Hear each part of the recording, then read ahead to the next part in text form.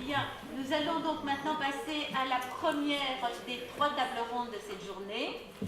3 tables rondes dont chacune, vous verrez, réunira des personnalités très différentes, venant de secteurs très différents, parce que je crois que s'il y a une leçon à tirer de ce qu'on a dit jusqu'ici, aujourd'hui, à partir du thermomètre et du livre blanc, c'est qu'il est tout à fait contre-productif de travailler chacun de son côté. Cette première table ronde a pour thème « Campagne promotion de la santé sur l'alimentation » et si on parlait d'autre chose que de nutrition. Alors, y participe M. Denis Manard, qui est directeur de culture et santé, qui est une ASBL de promotion de la santé, d'éducation permanente et de cohésion sociale. M.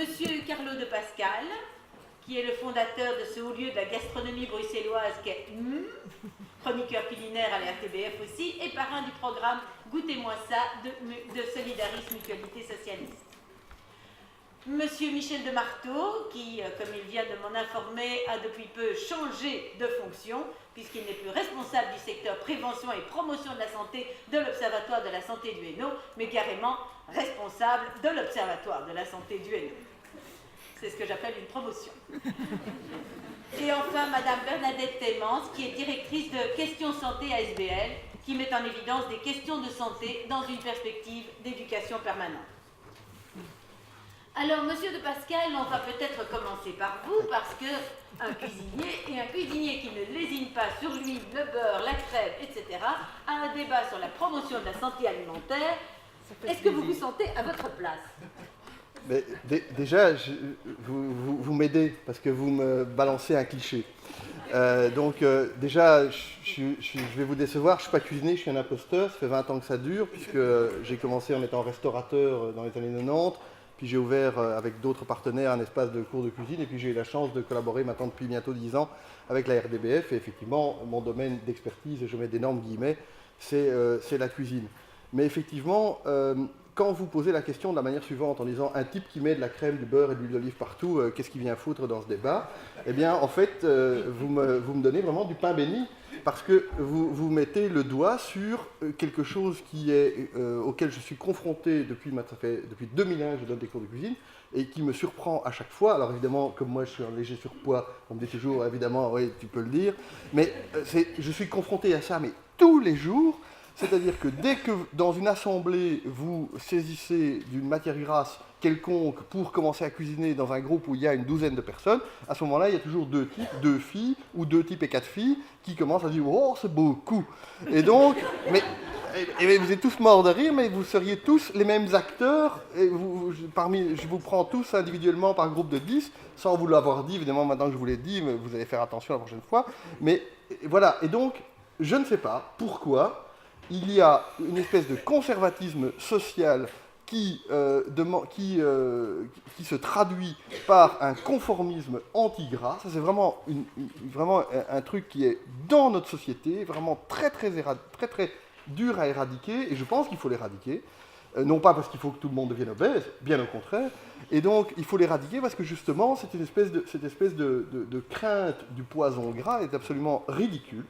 Et j'en veux pour preuve que, par exemple, dans nos cours de pâtisserie, chez là c'est à mourir de rire, quand vous dites à la même assemblée, alors c'est pas la même, enfin ça pourrait être la même, de 12 personnes, pesez-moi 500 grammes de sucre, on va faire des macarons, tout le monde obtempère, on va peser 500 grammes de sucre, c'est tout à fait normal, on est là pour faire de la pâtisserie. Et alors tout d'un coup, tout ce conformisme fout le camp. Mais les mêmes, vous les reprenez le soir, vous leur faites faire un risotto, et vous mettez le beurre qu'il faut dans le risotto, et tout d'un coup, ça ne va pas. Donc voilà, j'espère avoir un petit peu répondu. Je suis là justement pour arrêter cette croisade conformiste insérée à l'intérieur de nos neurones anti-gras, non pas pour faire la promotion du gras, parce que ça n'a pas de sens. Il faut quand même se souvenir que dans nos sociétés, jusqu'au 19e siècle, la matière première la plus chère et à laquelle on faisait le plus attention, c'était justement le gras, parce que c'était ça qu'il ne fallait pas gaspiller, mais il fallait en avoir.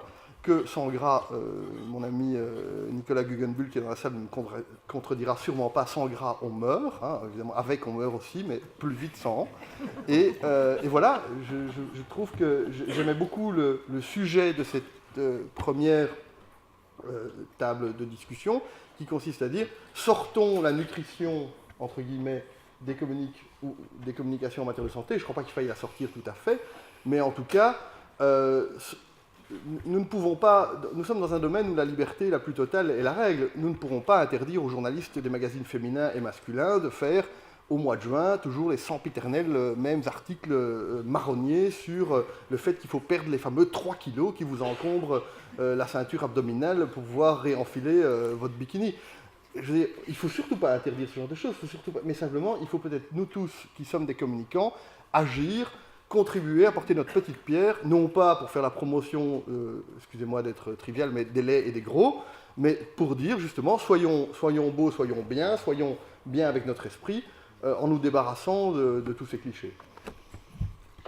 Mais il faut reconnaître que les campagnes générales sur l'alimentation et même le fameux plan national nutrition santé ont quand même notamment le gras en ligne de mire.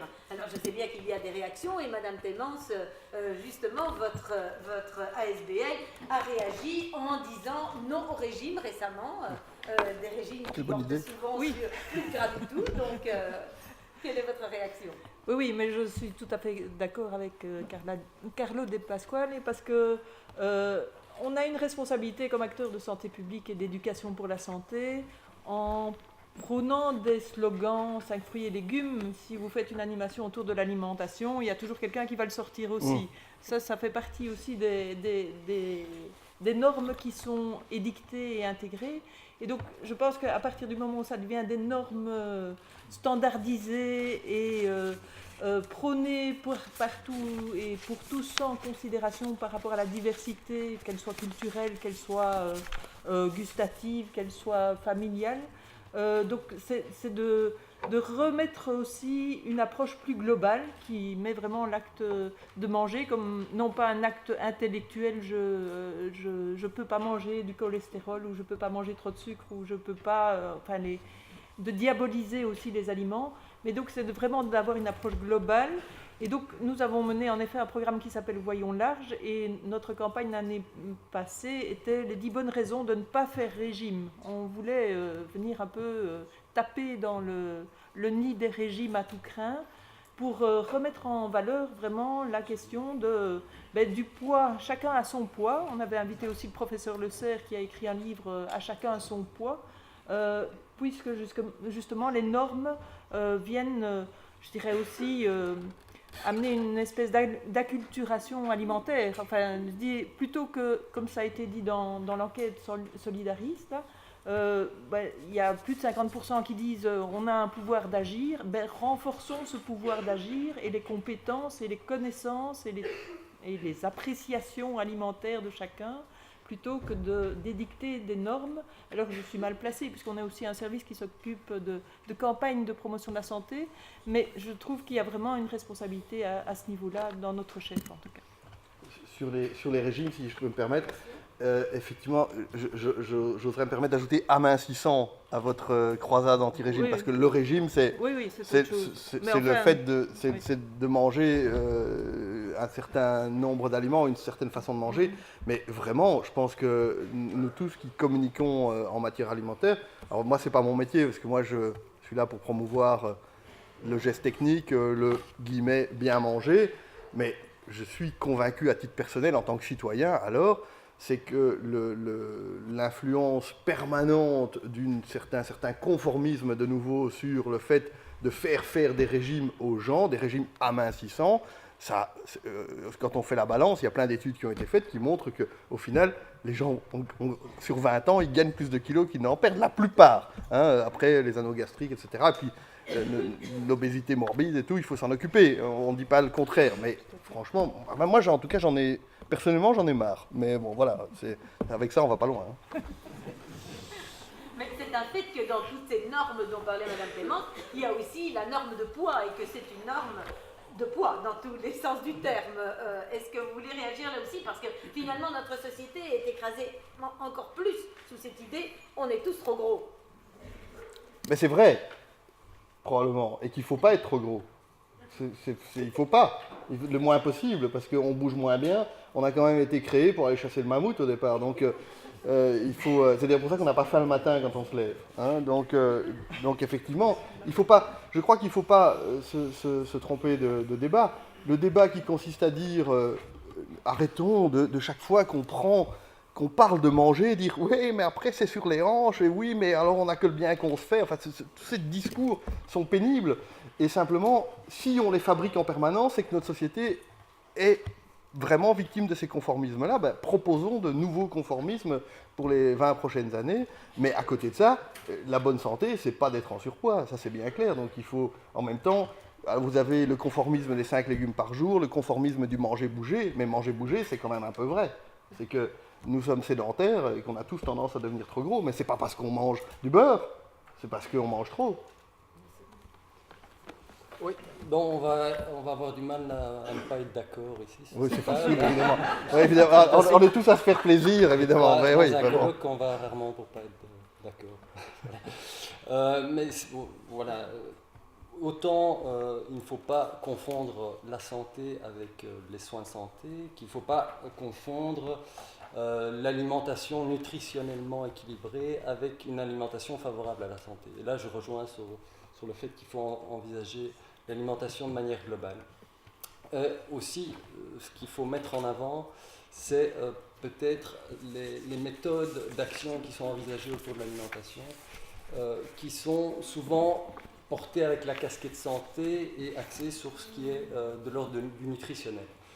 Donc, individuellement, le professionnel qui va mettre en œuvre une action santé, pour lui-même, il va envisager l'alimentation à travers différents angles et à travers cette optique globale. Une fois que l'action santé se met en place, alors on a souvent c'est le cas, un axe, on est souvent axé sur la dimension nutritionnelle et la dimension purement santé sanitaire, entre guillemets. Et donc là, je crois qu'il y a un travail à faire de promotion en fait des actions culturelles, sociales, qui mettent en avant justement l'aspect plus global de l'alimentation et d'un modèle de prévention qui au départ était au 19e siècle et une bonne partie du 20e siècle, qui était un modèle coercitif, ça veut dire qu'on agissait sur le cadre de vie et on amenait les gens à travers des réglementations à améliorer leur santé. On est passé à un modèle plus incitatif où les personnes sont envisagées comme acteurs de leur propre existence et les préventeurs incitent les personnes à suivre des comportements favorables à leur santé. Je crois que ce modèle, petit à petit, même s'il est encore prégnant et présent dans la société, est dépassé si on veut vraiment s'attaquer aux inégalités sociales de santé.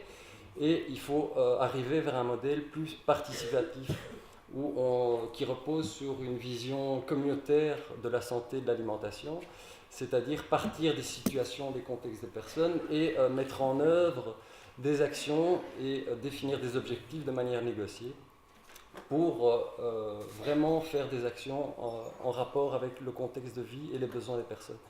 Donc ça, je crois que c'est un angle principal et je ne suis pas sûr que tout ce qui est aspect campagne d'information est suffisant et je crois que tout ça doit être relayé à un niveau plus local et par tout ce qui est tissu associatif, etc.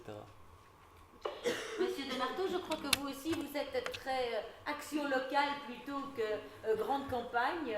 Vous pouvez développer un petit peu? Mais peut-être d'abord, avant d'aborder la question du local, peut-être d'abord que je suis un fonctionnaire.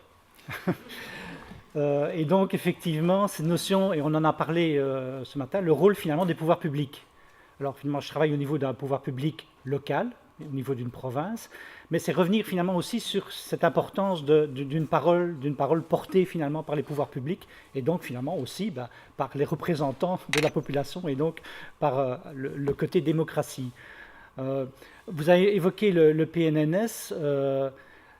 Le PNNS français, effectivement, sa première motivation au moment de sa création, c'était effectivement, en tout cas c'était présenté comme ça, c'était de réagir à la cacophonie alimentaire et de pouvoir porter une parole publique forte, effectivement sur son volet un peu normatif, mais en disant voilà qu'est-ce qui était recommandé et qu'on puisse effectivement dans tous les messages pouvoir voir à un moment donné qu'est-ce qui était à partir de recommandations, ce qui était apporté au niveau public. Donc je crois que ça reste important. effectivement. Et donc, mais ça peut être été, alors du côté belge, du plan national nutrition belge, un des points faibles, effectivement, c'est cette question de la communication sociale. On pourrait peut-être revenir à un moment donné, puisque le titre du colloque ici, c'était une politique alimentaire, sur cette articulation finalement entre plan national, plan fédéral, rôle des entités fédérées, rôle des pouvoirs locaux. C'est effectivement très important de construire une vision partagée finalement de ce qu'est une politique alimentaire. Et puis, à partir de cette politique alimentaire, construire des plans, construire des campagnes, construire des approches locales, des approches de proximité, tout ça de manière finalement assez intégrée, mais chacun pouvant trouver son rôle. Donc c'est très important au départ de construire cette vision, et donc il faut, sous forme de différentes manières, porter finalement, construire ensemble, avec les différentes parties prenantes, cette parole et cette politique alimentaire. Et il y a des acteurs qui ont commencé à se développer du côté francophone, c'est notamment les réseaux des acteurs, le réseau des acteurs bruxellois pour une alimentation durable, le RABAT, et le réseau des acteurs wallons pour une alimentation durable. Donc il y a déjà des noyaux finalement de collaboration d'acteurs au niveau wallon, au niveau bruxellois, qui pourraient aider finalement à construire cette vision partagée. Donc ça c'est vraiment ce notion. Puis, pour reprendre ce que M. De Schutter a dit, c'est vrai que d'avoir une vision de l'État qui ne soit pas simplement une vision normative, mais une vision aussi de facilitateur. Je crois que c'est extrêmement important. Et j'ai la chance, travaillant à un niveau local, de ne pas avoir d'obligation de normes, puisque au niveau d'une province, on ne dicte aucune norme. On a très peu de pouvoir de distribution, même si une partie de vos impôts va vers les provinces. Mais par contre, on a un rôle très important de facilitateur. Et donc c'est ce rôle qu'on essaye surtout de développer. En fait, pour reprendre la démarche de promotion santé, un rôle à la fois de facilitateur, mais aussi un rôle de plaidoyer, plaider effectivement pour une vision plus large, plus globale de la santé et de l'alimentation, et puis un rôle aussi de médiateur, de pouvoir mettre autour de la table un certain nombre d'acteurs. Et donc ce rôle effectivement du pouvoir public, pas seulement sur les normes, mais aussi sur la facilitation, sur la construction d'une vision commune, je crois que c'est important. C'est certainement important. Maintenant, est-ce que c'est réussi jusqu'à présent? Parce qu'enfin, il faut reconnaître que depuis le temps qu'on fait des campagnes de promotion de la santé alimentaire notamment, elle ne s'est pas forcément énormément améliorée dans notre pays. Vous me posez la question? Oui. Non, mais on voit des évolutions. Quand on prend, par exemple, l'enquête nationale de santé, on voit que la consommation des fruits et légumes redémarre. Donc, il y a quand même des choses qui se passent. Alors, maintenant, comment le faire? Je crois que les campagnes ne sont pas suffisantes. Effectivement, les campagnes, c'est important, il faut communiquer. On le fait aussi. L'Association des provinces wallonnes a essayé de développer, notamment par le slogan 0,5-30, 0 tabac, 5 fruits et légumes et 30 minutes d'activité physique, a essayé de développer récemment une campagne autour de ça. L'alcool, on peut continuer. Il manque l'alcool. Mais voilà, il n'y a pas. Ici, c'est ce que j'allais compléter, dire c'est un slogan. 0,5-30, mais c'est bien sûr insuffisant. Derrière, c'est une politique de lutte contre le tabagisme, voire plus largement sur la qualité de l'air, de manière plus générale. C'est la politique de l'alimentation et la politique, finalement, de la lutte contre la sédentarité et de la promotion de l'activité physique. Donc, c'est un slogan, mais c'est toutes les politiques qu'on met derrière qui sont importantes, effectivement. Mais il y a des choses qui évoluent, qui progressent. Quand on a fait une petite évaluation au niveau justement des provinces wallonnes sur cette campagne, on a interrogé par téléphone une grosse centaine de personnes, et on voit que ces personnes finalement incluent en disant oui, c'est un message qui nous intéresse, c'est un message sur lequel nous pouvons effectivement commencer à modifier un certain nombre de choses. Mais on va peut-être aller plus loin dans le débat. Il ne suffit pas de dire les choses. Et sur un plan pédagogique, c'est extrêmement important. Il faut les faire. Il faut aider à les faire. Donc il faut faciliter, pas seulement en termes de communication, mais en termes d'offrir des opportunités de modifier un certain nombre de choses sur un plan local. Si vous m'en donnez l'occasion, je donnerai des exemples d'actions au niveau local qui sont extrêmement intéressantes à faire et qui ont des résultats.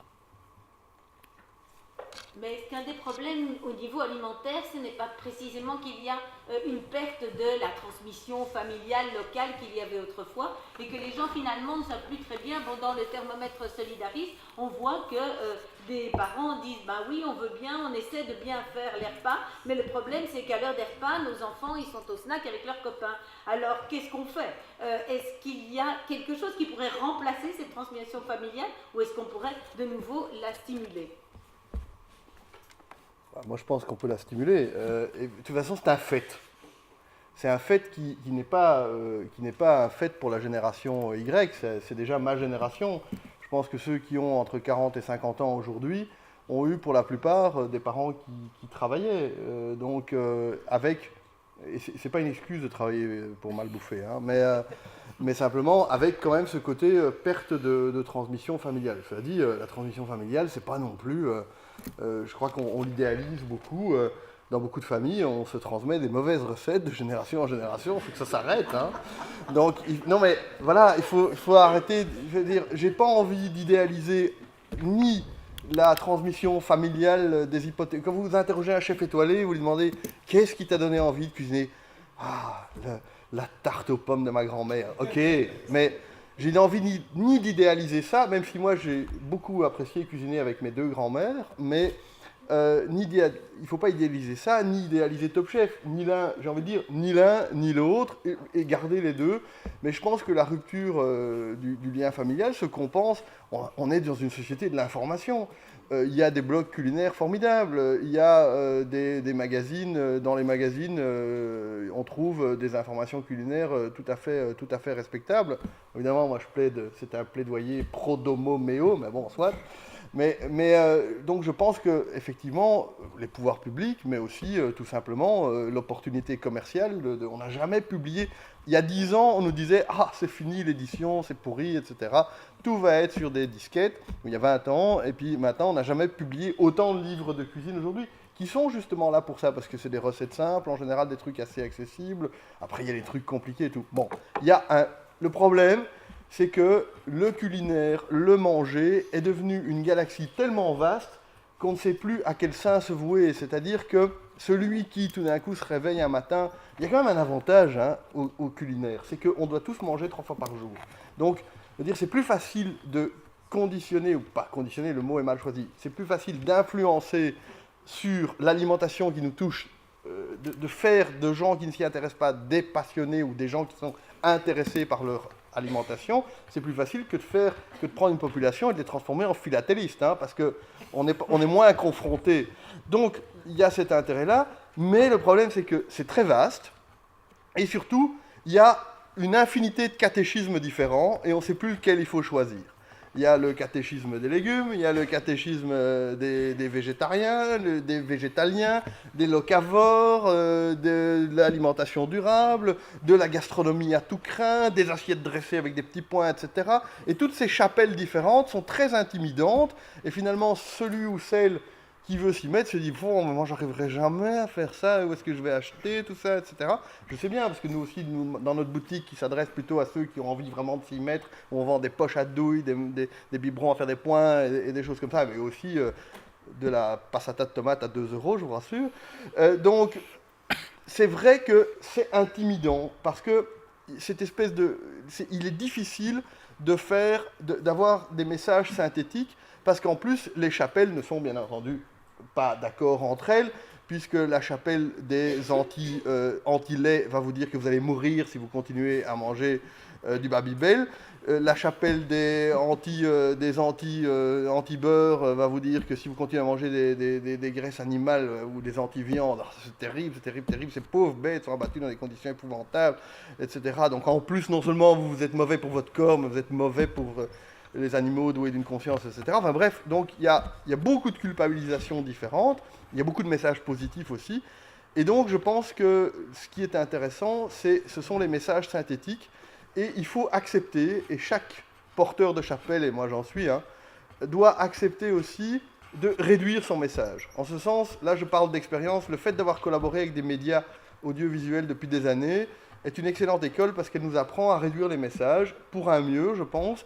Parce que si vous donnez des messages réduits, mais des messages auxquels on peut se raccrocher, je prends un exemple. Un des messages que moi j'aime bien, c'est « Ok, vous ne savez pas si vous pouvez acheter en grande surface ou pas, si le céleri que vous avez acheté, il est vraiment local, et si c'est vraiment bon, est-ce qu'il y a les résidus de pesticides. Ok, on ne sait pas tout ça. Mais si vous vous dites que vous transformez, un message simple, c'est « Transformez plus vous-même, achetez moins de produits transformés, vous mangerez mieux », c'est un message vrai. C'est un message qui, ok, ne vous garantit pas que vous n'avez pas bouffé de pesticides, ne garantit pas que vous n'avez pas donné de l'argent à des trafiquants d'armes, ne garantit pas tout ça. Mais en gros, quand même, votre expérience gustative, votre expérience de vie s'améliore du simple fait de transformer plus vous-même. Donc je pense que c'est un message simple qu'on peut tous donner, qu'on soit un opérateur privé comme moi ou des opérateurs publics. Voilà, ce genre de message simple, c'est encore plus simple que manger 5 fruits et légumes par jour. Moi, j'essaye de temps en temps, je me dis, tiens, est-ce qu'aujourd'hui, j'ai mangé 5 fruits et légumes, à part que je m'en fous, hein, mais quand même, de temps en temps, je me pose la question, et j'y suis en effet rarement. Alors, la question, c'est toujours, est-ce que la tomate sur la pizza est un légume ou pas? Les Américains ont déjà répondu oui. Mais moi, je crois que oui, d'ailleurs. Si c'est de la bonne, pourquoi pas. Du moment qu'il n'y a pas des saloperies de graisse dégueulasses dans la pâte. Mais voilà, les messages simples, c'est vraiment la clé. Et surtout, je trouve que, c'est vrai que là, vous le disiez très justement, là, on est tous en train de se faire plaisir, entre gens qui aiment bien se faire plaisir. Ce qui est passionnant, dans le monde du manger, c'est quand tout d'un coup, vous accrochez le regard de quelqu'un qui ne s'intéressait pas forcément à son assiette, qui a sa conception du bon et du pas bon, parce que nous l'avons tous, et tout d'un coup, il dit « Ah tiens, si je fais comme ça, c'est meilleur. Si j'achète ça, tout d'un coup, il y a quelque chose qui change dans mon assiette, et je vais vers un mieux, et ce mieux, il retombe sur toute ma famille. » Eh bien alors là, c'est gagné, et c'est un grand moment. Mais est-ce qu'il ne reste pas tout de même le problème qu'on a déjà évoqué à plusieurs reprises au cours de cette matinée, des publics précarisés? Parce que là, effectivement, on est tous en train de se faire plaisir et les messages passent certainement bien, mais est-ce qu'ils passent auprès de ces publics-là? Est-ce qu'il faut qu'ils passent? Ça, c'est une question aussi. Oui. Est-ce que ça doit être de nouveau une norme qui descend vers les publics précarisés? Parce qu'on sait aussi que les normes de santé évoluent au fil des pensées, des découvertes, et qui dit la norme, ce sont toujours des élites qui aussi, élites chercheuses ou élites sociales qui édictent des normes. Est-ce que tout le monde doit suivre ces normes dans ce sens-là? Enfin, je dis, travailler des produits vous-même, c'est peut-être pas la même norme que de dire manger 5 fruits et légumes. C'est une norme, enfin ça peut être aussi une norme, mais ça ouvre à chacun. On a vu l'exposition dans le couloir, on n'a pas franchement de leçons à donner sur une diversité alimentaire et sur manger moins de viande aux populations qui ont moins de revenus, visiblement. Hein, parce que là, on est franchement... Et les boissons sucrées aussi. Oui, donc la question des produits transformés me paraît beaucoup plus cruciale en termes de low cost aussi et d'achat. Donc moi, je me demande s'il faut donner ce type de message-là, ou bien si, enfin nous, on fait régulièrement des animations autour de manger, convivialité, et la consigne de départ, c'est raconter votre meilleur repas. Et donc là, ça englobe, et là on casse la norme des 5 fruits et légumes, on est dans le repas de famille, on est dans le repas avec les copains où on a préparé des sushis, on est dans le paquet de frites, et donc ça montre la diversité, et c'est la diversité qui est importante pour l'alimentation, c'est pas de réfléchir et d'en faire un acte culpabilisant et diabolisé parce qu'on va manger quelque chose, du beurre ou autre chose. Moi, je propose, mais c'est vraiment une proposition, et je ne la ferai pas en tant que commerçant, mais après tout, il y a des représentants de l'associatif et du monde public. Mais c'est vrai que j'ai commencé tout à l'heure en répondant en disant qu'il y a une espèce de culpabilisation comme ça automatique sur la calorie. Hein. C'est même pas le gras, hein. C'est la calorie, sauf le sucre. Hein. Le sucre, lui, va bien. Et donc, moi, je me dis parfois, est-ce que les pouvoirs publics, est-ce que ceux qui sont responsables de la communication institutionnelle ne pourraient pas, comme dans le domaine de la sécurité routière, où on est souvent très culpabilisant, et en général, on s'aperçoit que finalement ça ne marche pas trop mal, c'est oser un discours culpabilisant sur d'autres choses. Quand on vous objecte « j'ai pas de sous, j'ai pas le temps », dire « c'est pas vrai ». Vous avez. Et je sais que c'est un peu incorrect, mais franchement, moi j'en ai... tout à l'heure, j'ai déjà dit que j'en avais marre, mais j'en ai marre d'entendre « oui, mais ça, il faut avoir le temps ». Mais vous l'avez, le temps. On n'a jamais eu, en fait, autant de temps. On a du temps. Alors évidemment, comme on est tous nombreux à ne pas être malins, on passe beaucoup de temps dans les transports. Ça, c'est vrai. Mais ça aussi, c'est pas correct, mais bon, je le pense vraiment. Je pense qu'un des éléments de confort et de mieux vivre pour les 20 ou 30 prochaines années, c'est d'arrêter de passer du temps dans les transports, ou d'en passer moins, ou alors du temps dans les transports pour partir en vacances, ça c'est très bien. Mais voilà, je pense qu'il est temps d'oser dire, je répète, moi je ne le dirai pas comme ça, parce que moi, mon métier, c'est de vendre des cours de cuisine, mais de dire, et peut-être que je ferai un jour une campagne là-dessus, mais de dire, c'est pas vrai que vous n'avez pas le temps, vous avez le temps. Mais ce temps, c'est pas forcément toute une journée. C'est pas parce qu'un bouillon doit mijoter pendant 2 heures qu'il faut le regarder mijoter pendant 2 heures. C'est juste qu'il faut anticiper, qu'il faut s'organiser. On est tous à travailler dans des entreprises où on vous explique le time management, l'organisation, l'optimalisation, etc. Et puis après, quand c'est pour soi, on ne sait pas le faire. On ne sait pas optimiser. Optimiser, c'est quoi? C'est lancer un bouillon le matin quand on se lève pour l'avoir le soir. C'est ça, optimiser. C'est faire des courses avec un peu d'anticipation. C'est d'avoir un placard plein et un frigo un peu vide. C'est ça, optimiser. Et donc, se donner le temps, moi je trouve qu'il faut oser dire, on a le temps. Et il faut oser dire, effectivement, pour les publics précarisés, ils n'ont pas les moyens, mais les publics non précarisés, ils ont les moyens. C'est une question d'affectation de moyens. Et je pense qu'il faut oser dire que le panier moyen consacré à l'alimentation dans les ménages qui ont les moyens, excusez-moi d'être peu scientifique, eh bien, il a baissé. Donc, ce panier moyen, il a baissé plutôt. Et donc, oser dire que si on veut plus de confort, si on veut mieux vivre au quotidien, si on veut avoir une expérience alimentaire qui s'améliore, eh bien, il faut peut-être réinvestir ce domaine-là et un peu désinvestir d'autres domaines. C'est à la liberté de chacun, mais je pense qu'en tant que communicant, on peut oser prendre la responsabilité de tenir un discours qui dérange. Je trouve ça plus intéressant, ce genre de discours qui dérange, que les discours néoconservateurs qui dérangent, que l'on entend et qui choquent de moins en moins, et qui, moi, me choquent particulièrement, par contre. Oui, pour ajouter, et revenir peut-être sur les personnes en situation de précarité, je crois que l'information pour elles est nécessaire, mais certainement pas suffisante. Et l'information qui est aussi centrée sur les comportements pose un problème éthique pour des personnes dont les contextes dans lesquels ils vivent ne permettent pas de se conformer à certains comportements. Donc il y a plus un travail à faire sur environnement social, culturel, économique, mais aussi un travail, je crois que là les associations d'éducation permanente, de cohésion sociale ont un grand rôle à jouer, de rapprocher ces populations des lieux d'influence, de décision, pour exercer une forme de démocratie alimentaire ou sanitaire, mais de redonner, parce que ces personnes sont souvent stigmatisées, elles vivent dans des situations difficiles, mais on rajoute à ça des qualificatifs comme les sans revenus, les sans domicile, les sans abri. Donc on a toujours une vision en creux et négative de ces personnes, et elles sont porteuses de savoir, de culture, qu'il est important de mettre en avant dans l'espace public. Et là, comme je le disais, l'éducation permanente et populaire a un rôle à jouer en construisant des savoirs stratégiques pour pouvoir changer les choses et de remonter ces savoirs vers les instances politiques et vers un changement sur l'environnement. Et je trouve là est l'enjeu. Je crois que c'est plus que de construire un culte de l'alimentation, une culture monolithe de l'alimentation, c'est mettre les cultures au service d'une alimentation et de construire du commun. Et je crois que ça, c'est un enjeu pour moi fondamental.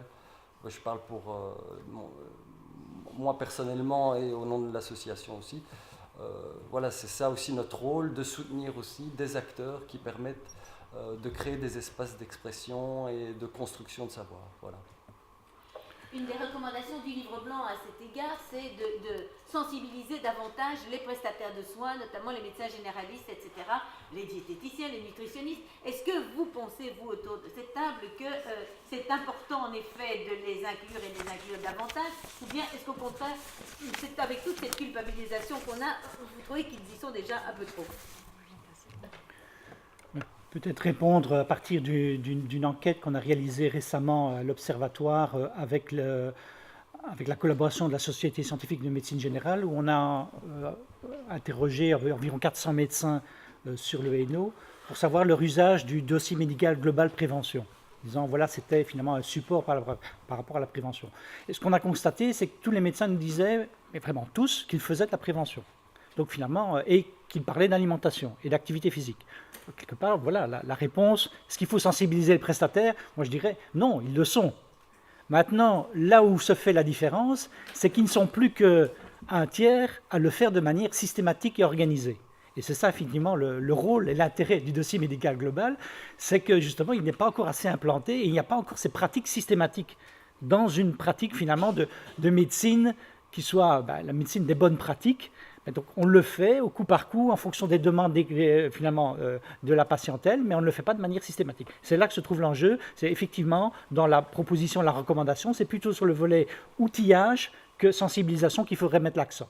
Il faut outiller davantage, il faut rendre effectivement plus systématique cette approche des prestataires. Moi, je pense qu'en matière, il ne faut pas exclure les médecins et les nutritionnistes de la communication santé. Au contraire, il faut remettre la science. Donc, après, la science, c'est pas la science fait partie de la culture aussi.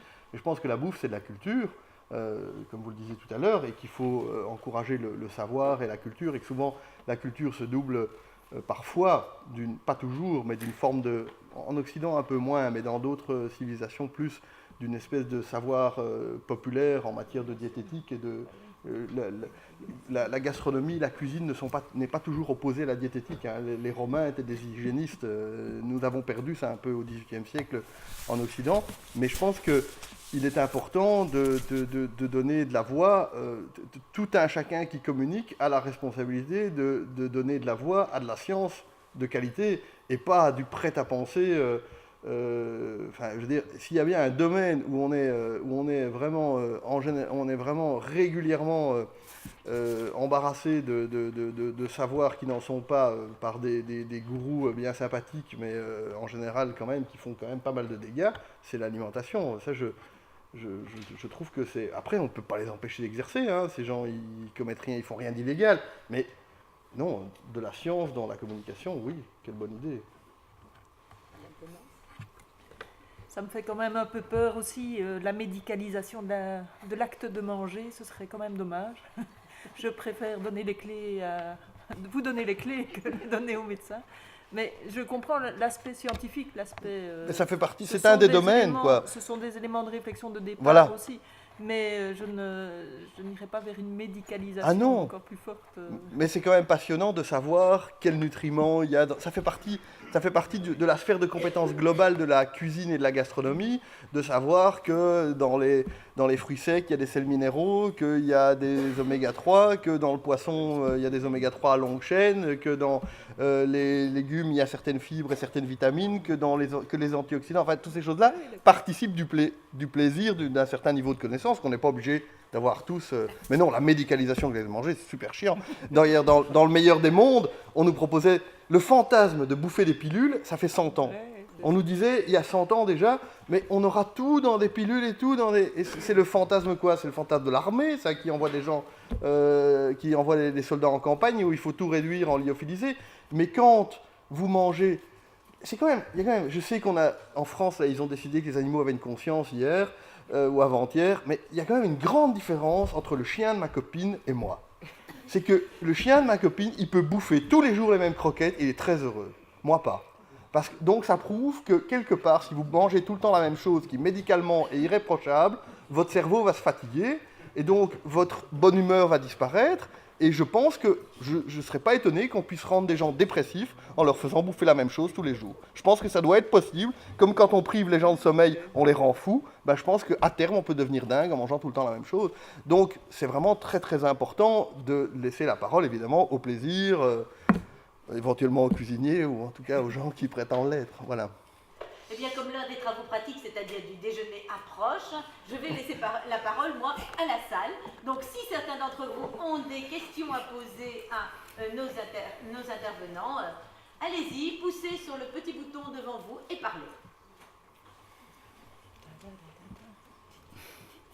Ils sont tous d'accord. Non. En fait, nous sommes tous d'accord. Il n'y a aucune raison d'être là.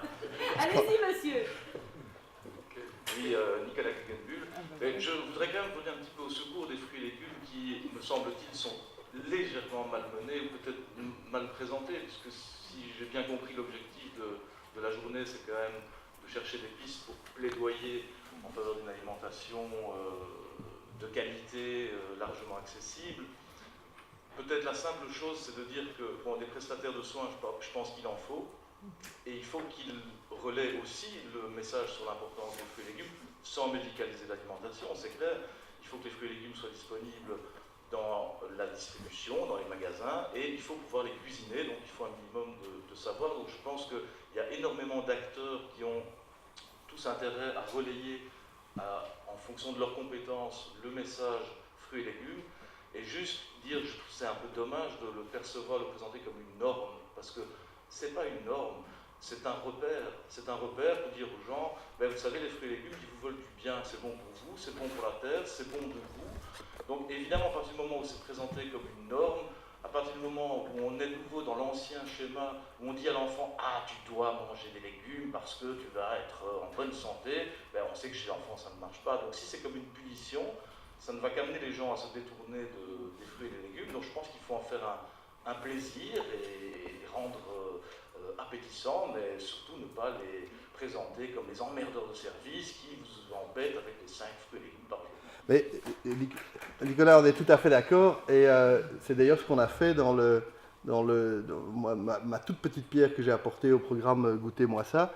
Ça a été, le message était toujours, on essaye d'avoir un message qui consiste à dire, en fait, c'est changer un peu un mot que j'aime pas, mais le paradigme, en ce sens qu'en Belgique, on a toujours tendance à réfléchir en termes de la protéine centrale, le féculent en garniture et le légume en garniture, et qu'une des façons justement de se faire plaisir autour du légume, c'est de remettre le légume au centre de l'assiette. C'est de faire des asperges à la flamande avec plus d'asperges que d'œufs, si je puis donner un exemple simple que tout le monde va comprendre. Et donc effectivement, parce que justement le légume, quand il est relégué, moi j'entends souvent des parents qui disent ouais, le mien il n'aime pas les légumes. Il faut voir ce que les parents en font de ces légumes. Hein.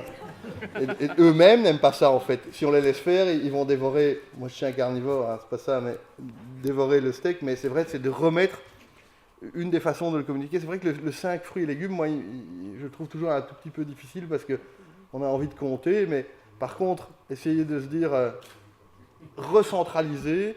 Et surtout, s'inspirer aussi, par exemple, en termes de légumes, une des pistes que moi j'aime bien, c'est de s'inspirer justement des cultures végétariennes.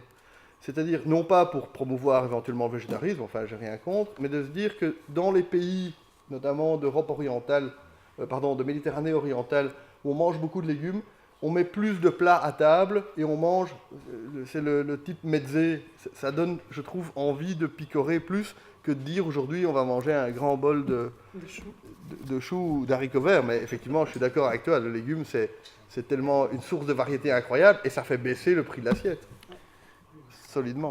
Le légume, c'est intéressant aussi, parce que ça permet, nous, on l'a ressaisi d'une autre manière, c'est de travailler sur la question du maraîchage et du potager.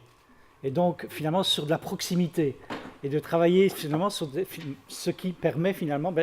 avant, le maraîchage, c'était l'agriculture urbaine et périurbaine. C'était autour des villes, parce que, comme c'était des produits frais, il fallait que ce soit accessible tout de suite. Et donc, revenir, finalement, à un modèle agroalimentaire qui pourrait privilégier, finalement, le maraîchage, le potager... C'est une façon aussi, nous semble-t-il, d'être un levier par rapport au changement. Et ce que je n'ai peut-être pas retrouvé dans les recommandations, c'est justement, et ce que M. De Scuter a mis en avant, c'est de travailler effectivement sur une réflexion sur des bassins de vie en termes de système agroalimentaire plus résilient par rapport finalement à des chocs qui vont peut-être arriver, et de dire, essayons d'abord peut-être de réfléchir sur cette accessibilité aux fruits et aux légumes de proximité. Je sais bien qu'on ne peut pas faire tous les fruits et les légumes dans nos contrées, quoique peut-être avec le réchauffement climatique, on ne sait pas, mais c'est quand même peut-être un levier intéressant. Et donc on a à la fois le volet circuit court, volet économique, mais aussi un volet plus social, travailler sur des potagers communautaires, sur des groupements d'achat collectifs, travailler sur des ateliers cuisine, qui soient pas seulement conviviaux, mais qui soient aussi santé. Donc travailler sur tous ces éléments-là à l'échelle locale, ce sont des leviers vraiment intéressants et puissants. Madame Manard, vous avez, Madame Clémence, vous avez quelque chose à dire, peut-être du point de vue de la norme, parce que M. Guggenbühl vous a un petit peu mise en cause. Mais, c'est l'arme à double tranchant toujours. Hein. Quand on fait des campagnes, on a un slogan et on le réduit. Et donc c'est aussi d'expérience en allant dans des groupes locaux quand on dit bien manger, c'est quoi? Ah, 5 fruits et légumes. Mais c'est un peu le côté standardisé. Alors, moi, je suis vraiment tout à fait pour la présence, enfin, la valorisation des légumes. Mais je pense que c'est aussi comment dire, c'est d'essayer aussi de repartir de ce qui est déjà fait dans les familles, de peut-être revaloriser le chou parce qu'on le cuisine mal ou je ne sais pas. Donc c'est de repartir du plaisir et de la convivialité plus que par rapport on a été partie prenante de ces messages-là, hein, de parler de 5 et alors on compte dans son assiette, est-ce que j'en ai mangé 2,5 ou 3. Mais c'est plus de valoriser, enfin moi je suis plus dans la logique aussi que vous dites, hein, de recentrer, d'équilibrer différemment son assiette peut-être. Mais le problème des slogans, c'est que ça marque et puis les gens se sentent coupables. Ah oui, mais j'ai pas mangé mes 5 fruits et légumes. Mais quand on fait des animations avec des groupes locaux, c'est comme l'histoire du morceau de beurre qui est trop important. On est dans 5 fruits et légumes, tout le monde le sait, tout le monde le connaît. Mais est-ce que pour ça éveille dans les pratiques ou dans l'envie de manger quelque chose? Ça, je n'en suis pas certaine. Quelqu'un a-t-il encore? Oui, je vois une main qui se lève là-bas, madame. Vous n'avez pas de micro. Quelqu'un va vous céder le sien, j'en suis sûre. Je pense que il faut distinguer, comme le disait M. Guggenbuhl, les points de repère et les normes. Et on parlait de l'importance de sensibiliser les professionnels de santé. M. de Marteau disait, oui, mais il y en a beaucoup qui sont sensibilisés.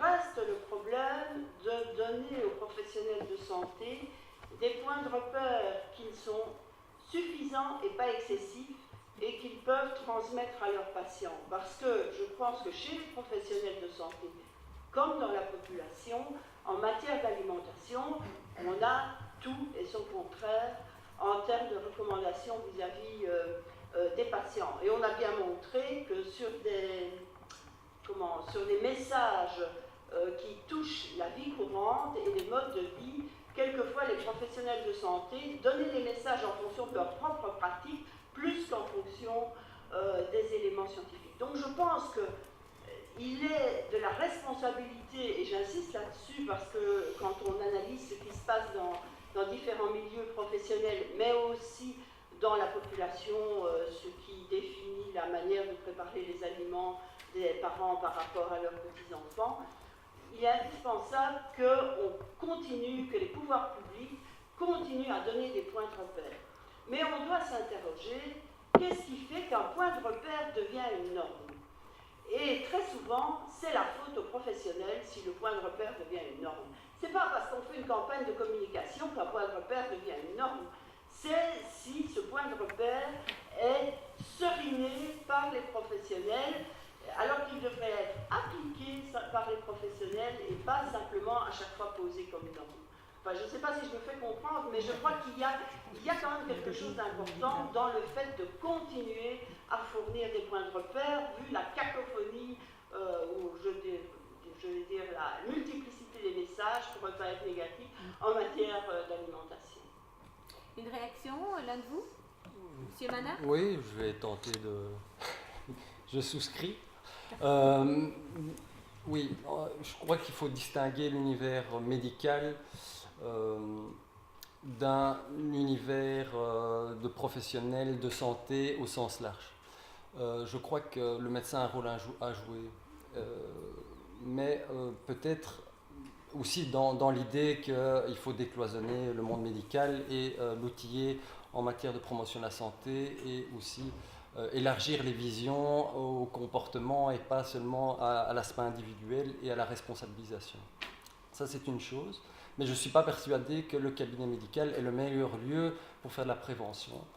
Et donc, je crois que le médecin a aussi un rôle à jouer pour réorienter les personnes vers des structures plus de santé et d'action communautaire.